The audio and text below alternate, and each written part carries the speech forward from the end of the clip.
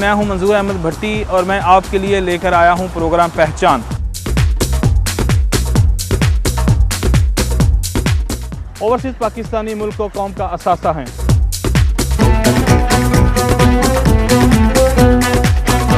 ہم آپ کو ملائیں گے ان کامیاب پاکستانیوں سے اور جانیں گے ان سے ان کی کامیاب زندگی کے راز۔ سب سے پہلے مسئلہ تھا یہاں پہ آ کے رہنے کا۔ جیسے میں نے کہا کہ مجھے خلیل صاحب فلائٹ میں مل گئے تو انہوں نے میری بڑی ہیلپ کی، میں ان کے گھر میں آ کے دو مہینے رہا۔ اس وقت بھی اوورسیز پاکستانی اپنے برے حالات آل ڈیٹ ہوپلیسنس بیل آؤٹ کر رہے ہیں پاکستان کی اکانومی کو۔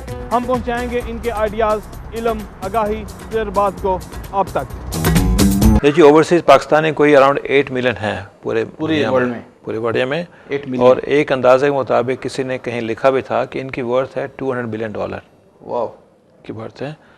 اور میں کہتا ہوں کہ 95% اوورسیز ایسے ہیں جو پاکستان کے کام کرنا چاہتے ہیں۔ بالکل ٹھیک ہے۔ آج کل جو ہے نا وہ کام کی کامیابی ڈیپینڈ کرتی ہے کہ آپ کس ملک میں کام کر رہے ہیں اور اس ملک کی آبادی کیا ہے۔ میں قسم سے کہہ سکتا ہوں مجھے نہیں پتا اوورسیز پاکستانی فاؤنڈیشن کا کام کیا ہے، تو میں اور ہمارا تو یہ خیال ہے کہ سب سے پہلے اس انسٹیٹیوٹ کو ختم کر دینا چاہیے، کیونکہ اس انسٹیٹیوٹ کی وجہ سے اوورسیز، میں سمجھتا ہوں کہ یہ فیسیلیٹیٹر نہیں ہے، یہ ہمارے رائٹس کے لیے رکاوٹ ہے کہ پرابیبلی ہماری جو چیزیں ہیں ادھر موو کرتی ہیں اور ادھر سے گم ہو جاتی ہیں۔ تو اسی ٹائم پہ کوئی کرے گا اگر تو ملک کے حالات ٹھیک ہوں، لا اینڈ آرڈر کی سچویشن بہتر ہو اور ان کو فیسیلیٹیٹ کیا جائے، ایسے قانون بنائے جائیں جو کہ ان کے لیے فیوریبل ہوں حکومت کی طرف سے اگر کوئی انویسٹمنٹ کرنا چاہتا ہے۔